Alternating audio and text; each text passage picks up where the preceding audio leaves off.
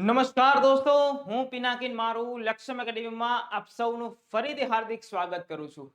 મિત્રો, વનરક્ષક તમે બધાએ ફેબ્રુઆરી મહિનામાં વનરક્ષકની જે પરીક્ષા હતી તે આપી દીધી છે. હવે આ પરીક્ષા કુલ 48 શિફ્ટમાં લેવામાં આવી હતી.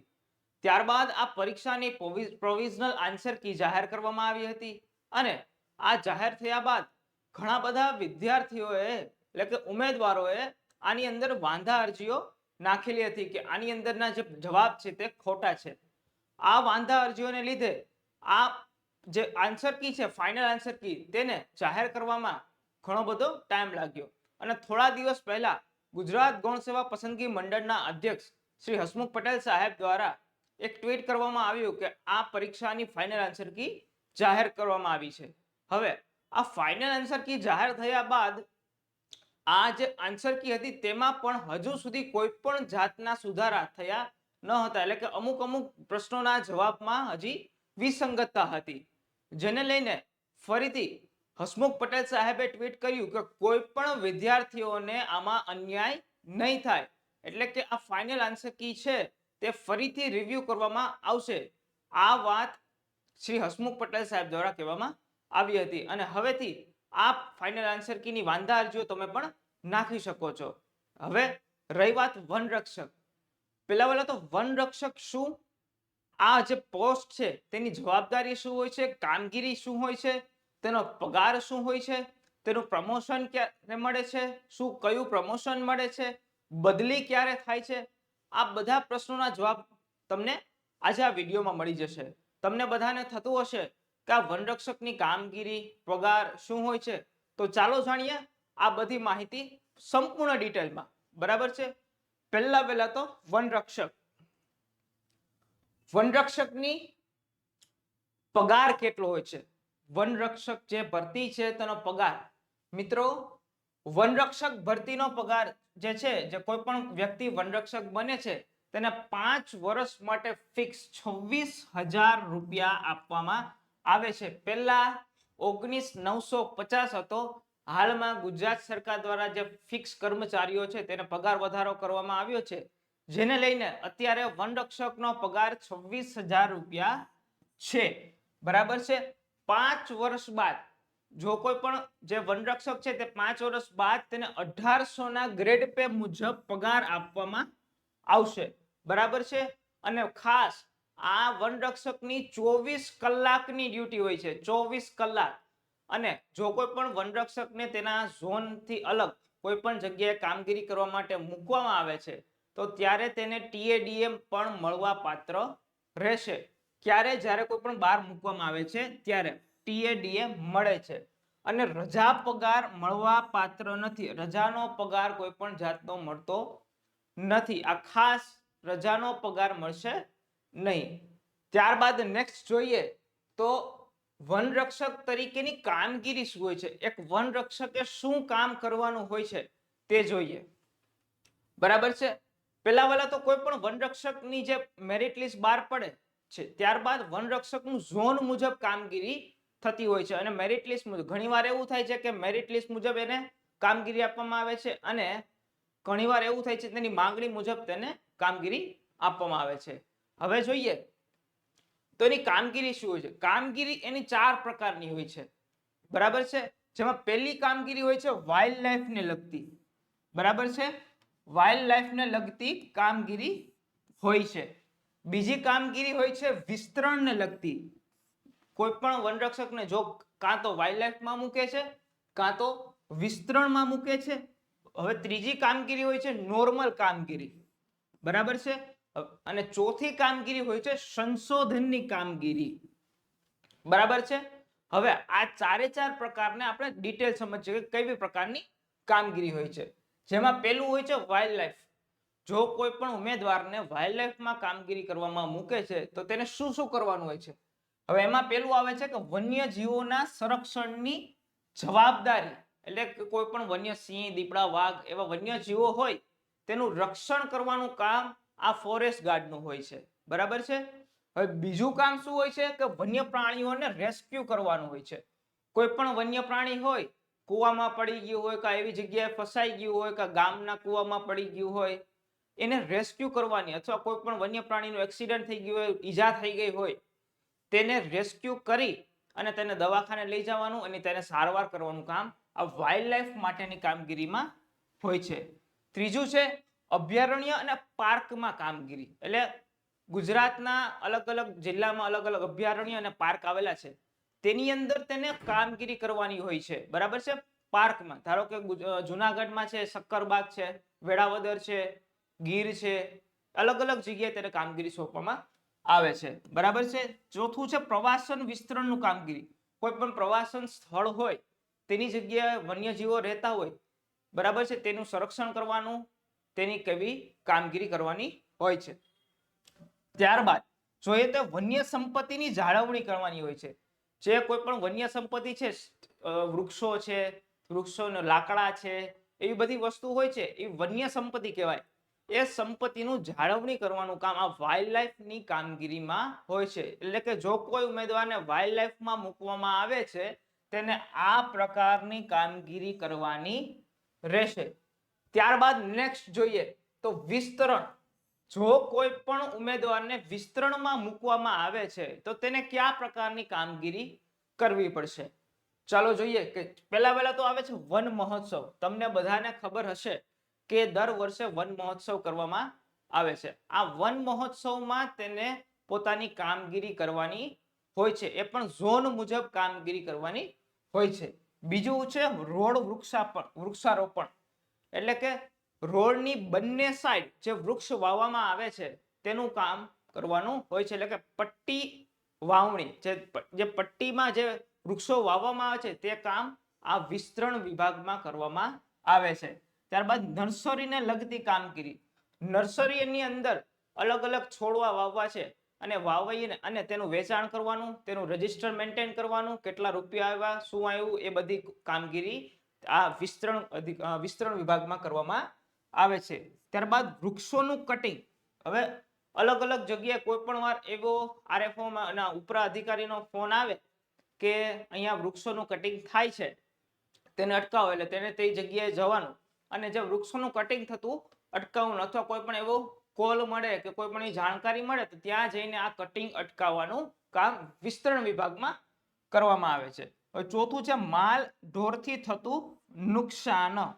કોઈક વાર એવું છે કે કોઈ પણ વસ્તુ જે પ્રાણી આ નુકસાન કરતું હોય છે એ નુકસાન અટકાવવાનું, કોઈ પણ રીતે વન્યજીવ કોઈ પણ ઘરોનું નુકસાન કરતું હોય, કોઈ પણ વ્યક્તિને ફાડી ખાવા, એનું નુકસાન થતું અટકાવવાનું કામ વિસ્તરણ વિભાગમાં કરવામાં આવે છે. હવે નેક્સ્ટ જોઈએ તો નોર્મલ કામગીરી. નોર્મલ, કોઈ પણ ઉમેદવારને નોર્મલ કામગીરીમાં મૂકવામાં આવે છે, બરાબર છે, તો તેને કયા પ્રકારની કામગીરી કરવાની હશે તે જોઈએ. પહેલા તો અનામત જંગલ વિસ્તારની કામગીરી. ઘણા બધા અનામત જંગલ વિસ્તાર છે, તેની અંદર અલગ અલગ પ્રકારની કામગીરી કરવાની હોય છે. ત્યાં જોવું, વન્યજીવોનું રક્ષણ કરવું, ત્યાં શું શું ઘટે છે, બરાબર છે, તેની જાણકારી લેવી, તે ઉપલા અધિકારીને કહેવું અને એની જાણ બધાને કરવી. ત્યારબાદ વનસ્પતિનું જતન અને સંવર્ધન. હવે વનસ્પતિનું જતન કરવાનું. જંગલમાં ઘણા બધા પ્રકારની વનસ્પતિ હોય છે, બરાબર છે. એ વનસ્પતિ કોઈ પણ કાઢી ન જાય, કોઈ આવીને એને નુકસાન ન પહોંચાડે, તેનું જતન કરવાની કામગીરી આ નોર્મલ કામગીરીમાં હોય છે. ત્યારબાદ ત્રીજું છે લાકડાની ચોરી. ઘણીવાર આપણે એવા ન્યૂઝ મળતા હોય છે કે અહીંયા આટલા કિલો ચંદનની ચોરી થાય છે, આ લાકડાની ચોરી થાય છે. હવે આ ચોરી થતી હોય અને એની જાણ થાય એટલે વન રક્ષકે ત્યાં જવાનું અને લાકડાની ચોરીને અટકાવવાનું, દંડ કરવાનો, બરાબર, સજા કરવાની. એટલે સજા તો પછી થાય, એટલે કે દંડ કરવાનો અને તેને ઉપલા અધિકારી સુધી વાત પહોંચાડવાનું કામ વન રક્ષકનું હોય છે, બરાબર છે. ત્યારબાદ છે આમ જનતાને જંગલી પ્રાણીઓથી થતું નુકસાન. હવે કોઈ પણ તમે ઘણી બધી વાર સમાચારમાં સાંભળ્યું હશે કે એક નાની છોકરીને દીપડો ફાડીને લઈ ગઈ, ઉપાડીને લઈ ગઈ. હવે આ જે આમ જનતા પબ્લિક છે તેને વન્યજીવોથી નુકસાન થાય છે, કોઈક વાર મારે છે, પ્રાણી ખાઈ જાય છે, તો એ નુકસાન અટકાવવાનું કામ આ વનરક્ષકનું હોય છે. ત્યાં જઈ અને કોઈ પણ એવા કોલ મળે કે અહીંયા દીપડો દેખાણો છે, એટલે ત્યાં જઈ પિંજરા મૂકવાના, તેને પકડવાની કામગીરી આ વનરક્ષકની નોર્મલ કામગીરીમાં થતું હોય છે. હવે ત્યારબાદ નેક્સ્ટ જોઈએ સંશોધન માટે કામગીરી શું કરવાની હોય. સંશોધન, હવે સંશોધન શું શું કરવાનું હોય છે. હવે તેમાં પહેલું ઓલું છે કે રોપાનું સંશોધન, બરાબર છે. જંગલમાં ઘણા બધા અલગ અલગ પ્રકારના રોપા હોય છે. હવે એ રોપાનું સંશોધન કરવાનું, પછી અલગ અલગ પ્રકારની વનસ્પતિ હોય છે, અલગ અલગ પ્રકારની માટી હોય છે, બરાબર છે, તેનું સંશોધન કરવાનું હોય છે. ત્યારબાદ વનસ્પતિઓનું પ્રજાતિનું સંશોધન, હવે આ વિસ્તારમાં એ પણ કેવી રીતે વિસ્તાર વાઇઝ ઝોન વાઇઝ અલગ અલગ વિસ્તારમાં અલગ અલગ પ્રકારની વનસ્પતિ ઉગતી હોય છે. હવે તેનું સંશોધન કરવાનું, તેનો પ્રયોગ કરવાનો અને પછી એનો રિપોર્ટ કરવાનો. આ પ્રકારની કામગીરી કરવાની હોય છે કેમાં સંશોધન કરવા માટેની. હવે નેક્સ્ટ જોઈએ તો આ વનરક્ષકની અંદર પ્રમોશન કઈ રીતે મળે છે, બરાબર છે, અને પ્રમોશન આગળ શેમાં મળે છે, ચલો એ જોઈએ. તો પહેલા તો જ્યારે કોઈ પણ વ્યક્તિ વનરક્ષક બને છે, હવે તેને પ્રમોશન 2 થી 3 વર્ષે એટલે કે નોકરીના 2 થી 3 વર્ષ બાદ પ્રમોશન મળતું હોય છે.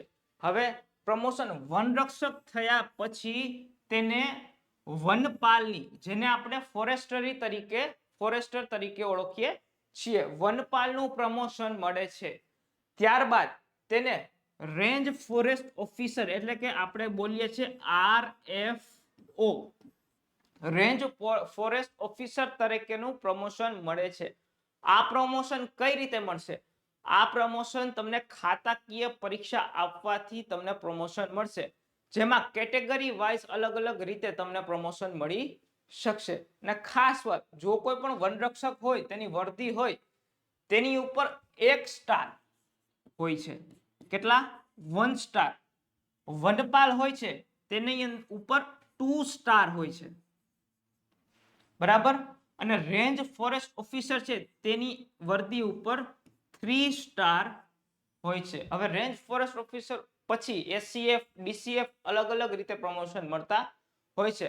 ખાસ આની અંદર ખાતાકીય પરીક્ષા આપવી જરૂરી છે. અને તમે ખાતાકીય પરીક્ષા ક્યારે આપી શકશો?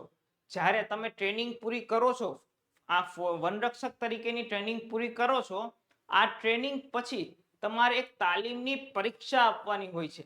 આ તાલીમની પરીક્ષા જો તમે પાસ કરશો તો જ તમને ખાતાકીય પરીક્ષા દેવામાં આવશે. એના વગર તમને પરીક્ષા દેવામાં આવશે નહીં. એટલે તમારે ખાસ તાલીમની જે પરીક્ષા છે તે પાસ કરવાની છે. ત્યારબાદ તમને પ્રમોશન મળશે. અને પ્રમોશન તમને ક્યારે મળે? 2 કે 3 વર્ષ પછી. અને તાલીમ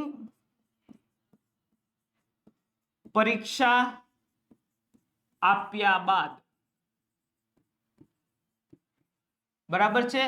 વનરક્ષક પછી વનપાલ પછી રેન્જ ફોરેસ્ટ ઓફિસર એટલે કે RFO નું પ્રમોશન તમને મળી શકે છે. ત્યારબાદ નેક્સ્ટ જોઈએ કે આ જે વનરક્ષકની બદલી છે તે કઈ રીતે થાય છે.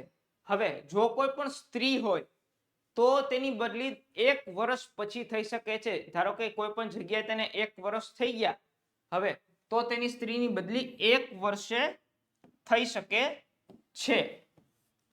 અને જો પુરુષ હોય તેની 2 વર્ષ પછી બદલી થઈ શકે છે. એ પણ અલગ અલગ ઝોન વાઇઝ, જો કોઈ જગ્યાએ ઝોન, અને આ બદલી ખાસ તમારા ઉપરી અધિકારી પાસે એનું બધું સંચાલન હોય છે. તમારા જેવા સારા સંબંધ એવી રીતે તમારી બદલી થઈ શકે છે. અને એ પણ ઝોન વાઇઝ બદલી થાય છે. હવે નેક્સ્ટ વાત કરીએ તો આનો ટ્રેનિંગ પીરિયડ, વનરક્ષક તરીકેનો ટ્રેનિંગ પીરિયડ તમારો કેટલો હોય છે? વનરક્ષક તરીકે ટ્રેનિંગ પીરિયડ તમારો 6 માસનો હોય છે. એટલે કે 6 મહિના તમારે આની અંદર ટ્રેનિંગ કરવાની હોય છે, બરાબર. એમાં ખાસ 2 માસ તો તમારે ઓલ ગુજરાત ટૂર કરવાની, એટલે કે ઓલ ગુજરાતનો પ્રવાસ કરવાનો. આ 2 માસ તમારા માટે ખૂબ જ સારા. તમને ગુજરાતની અવનવી જંગલની જગ્યાઓ અને બધી જગ્યાએ લઈ જશે. એ તમારા માટે બહુ જ સારી વસ્તુ છે. અને તમને અલગ અલગ વસ્તુ જોવા મળશે. 2 માસ તમારે ખાલી ટૂર જ કરવાની, બરાબર છે. ત્યારબાદ આ ટૂર કર્યા પછી અલગ અલગ ટ્રેનિંગ કરવામાં આવે છે. હવે આ ટ્રેનિંગ તમને ક્યાં આપવામાં આવે છે, બરાબર છે? આ ટ્રેનિંગ માં પહેલું છે ડુંગરડા તાલીમ કેન્દ્ર. ક્યાં આવેલું છે? વધઈની અંદર અને જિલ્લો આવે ડાંગ જિલ્લો. જિલ્લો આવે ડાંગ. બરાબર છે.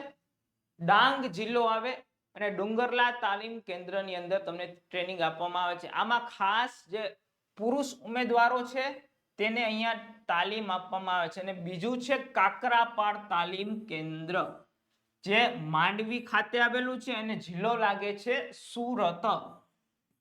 આ બે જગ્યા એવી છે, ડુંગરલા અને કાકરાપાડ, ત્યાં મોસ્ટ ઓફ પુરુષને તાલીમ આપવામાં આવે છે, કે પુરુષ ઉમેદવારોને ટ્રેનિંગ આપવામાં આવે છે.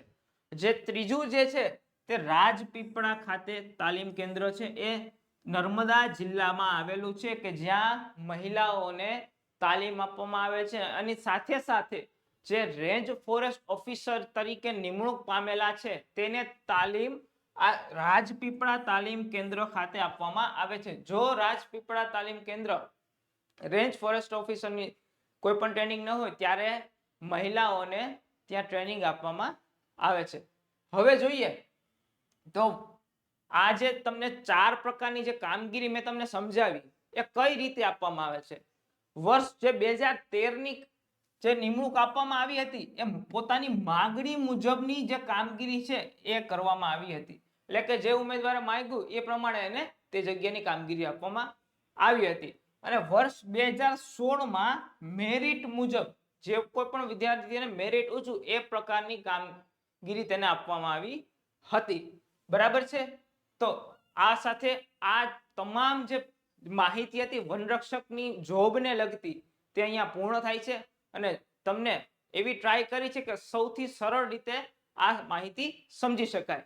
હવે ખાસ તમારે જો આવી માહિતી જાણવી હોય અને અલગ અલગ પરીક્ષાની તૈયારી કરવી હોય તો ઝડપથી લક્ષ્યમ એકેડેમી એપને ડાઉનલોડ કરી લો. આ એપની લિંક તમને વિડીયોના ડિસ્ક્રિપ્શનમાં મળી જશે, કે જેની માં ખાસ અત્યારે અમે free question bank AMC junior clerk, RMC junior clerk અને જુનાગઢ મ્યુનિસિપલ કોર્પોરેશન જુનિયર ક્લાર્કની ભરતી માટેની ખાસ ક્વેશ્ચન બેંક મળી રહી છે, એ પણ ફ્રીમાં. સાથે સાથે પીએસઆઈ અને કોન્સ્ટેબલ માટેની ખાસ ફ્રી ક્વેશ્ચન બેંક તમને અહીંયા મળી રહી છે. જેના માટે તમારે પહેલા લક્ષ્યમ એપ ડાઉનલોડ કરવાની છે, જેની લિંક તમને વિડીયોના ડિસ્ક્રિપ્શનમાં આપેલી છે. જેમાં તમે ઓપન કરશો એટલે તમને પહેલા લક્ષ્યમ એપ આવી રીતે ડેશબોર્ડ દેખાશે. એમાં તમારે 3 લીટા પર ક્લિક કરવાનું. ત્યારબાદ અહીંયા ફ્રી મટીરિયલમાં જવાનું છે. એની અંદર તમે ખોલશો એટલે આવું ડેશબોર્ડ ખુલશે, જેમાં ડોક્યુમેન્ટ, વિડીયોઝ અને ટેસ્ટ. એમાં ડોક્યુમેન્ટની અંદર તમને એએમસી ની ફ્રી ક્વેશ્ચન બેંક અને સાથે સાથે પીએસઆઈ કોન્સ્ટેબલની પણ ફ્રી ક્વેશ્ચન બેંક મળી રહી છે. તો જલ્દીથી જલ્દી ડાઉનલોડ કરી દો. અને જો આ વિડીયો ગમ્યો હોય તો લાઈક કરી દેજો અને ઝડપથી સબસ્ક્રાઇબ કરી દેજો. અને સાથે સાથે વિડીયોને શેર કરી દો, જેથી આ વિડીયોની માહિતી બધા બીજા ઉમેદવારોને પણ મળી રહે. તો રજા આપો મને. નમસ્કાર. જય હિન્દ.